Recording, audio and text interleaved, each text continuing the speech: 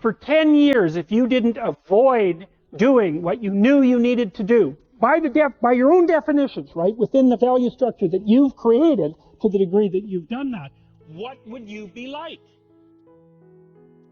Well, there are remarkable people who come into the world from time to time, and there are people who do find out over decades-long periods what they could be like if they were who they were, if they spoke their being forward.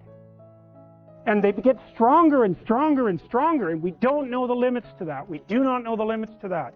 And so you could say, well, in part, perhaps the reason that you're suffering unbearably can be left at your feet, because you're not everything you could be, and you know it. And of course, that's a terrible thing to admit, and it's a terrible thing to consider, but there's real promise in it, right? Because it means that perhaps there's another way that you could look at the world, and another way that you could act in the world. So what it would reflect back to you would be much better than what it reflects back to you now. God, there's reasons to be resentful about your existence. Everyone you know is going to die. You too. And there's going to be a fair bit of pain along the way, and lots of it's going to be unfair. It's like, yeah, no wonder you're resentful. It's like, act it out and see what happens. You make everything you're complaining about infinitely worse.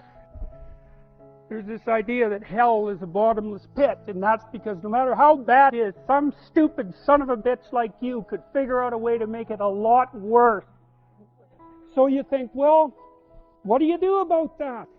Well, you accept it. That's what life is like. It's suffering. That's what the religious people have always said. Life is suffering. Yes. Well, who wants to admit that? Well, just think about it. Well, so what do you do in the face of that suffering? Try to reduce it. Start with yourself. What good are you? Get yourself together, for Christ's sake, so that when your father dies, you're not whining away in a corner, and you can help plan the funeral, and you can stand up solidly so that people can rely on you. That's better. Don't be a damn victim. Of course you're a victim. Jesus. Obviously. Put yourself together. And then maybe if you put yourself together, you know how to do that. You know what's wrong with you, if you'll admit it. You know there's a few things you could polish up a little bit, that you might even be able to manage in your insufficient present condition. So you might shine yourself up a little bit, and then your eyes will be a little more open, then you can shine yourself up a little bit more, and then maybe you could bring your family together instead of having them be the hateful, spiteful, neurotic, infighting bats that you're doomed to spend Christmas with. So then you fix yourself up a little bit, kind of humbly, because, God, you're a fixer-upper if there ever was one. And then you got to figure out, well, can you figure out how to make peace with your idiot brother? And probably not, because he's just as dumb as you, so how the hell are you going to manage that? And so then maybe you get somewhere that way, and your family's sort of functioning, and you find out, well, that kind of relieved a little bit of suffering, although it reduced the opportunities for spiteful revenge, and that's kind of a pain in the neck. So then you get your family together a little bit, and you're a little clued in then, at least a bit, because you've done something difficult, actually difficult. You're a little wiser, and so then maybe you could put a tentative finger out beyond the family and try to change some little thing without wrecking it. Yeah, the modern idea is you're supposed to accept yourself. I think that's an insane idea, by the way. Really, I can't think of a more nihilistic idea than that you're already okay.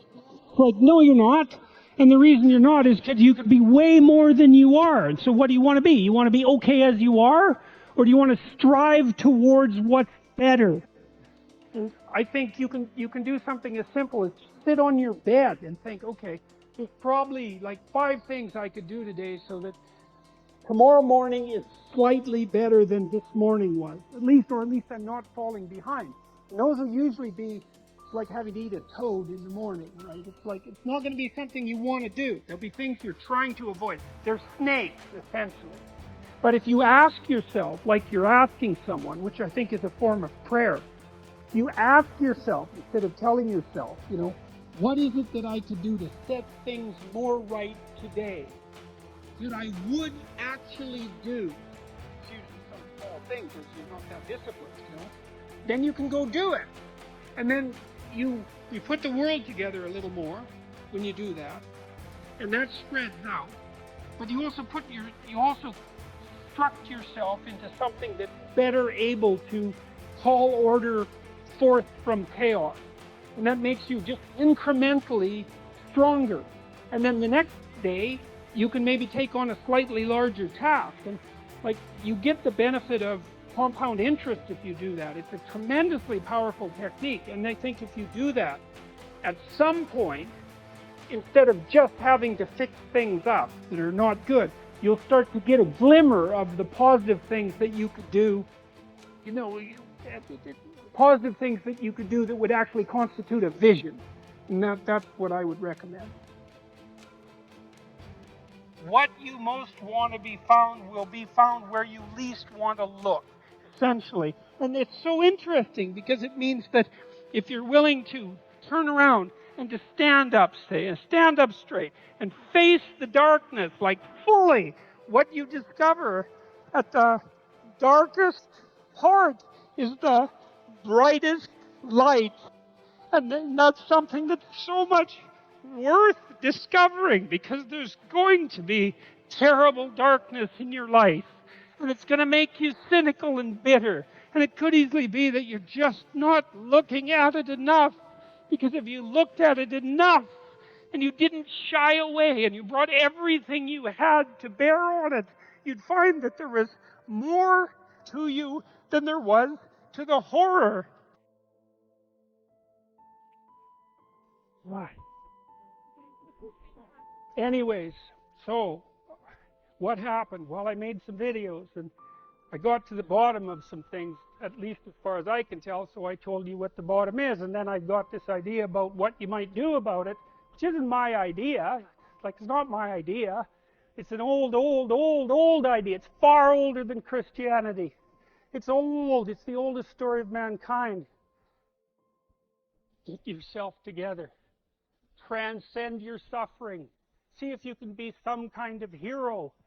Make the suffering in the world less. Well, that's the way forward, as far as I can tell, if there is any way forward. And that's what's under assault by the postmodernists. So look out, because they know exactly what they're doing, and they know exactly why they're doing it.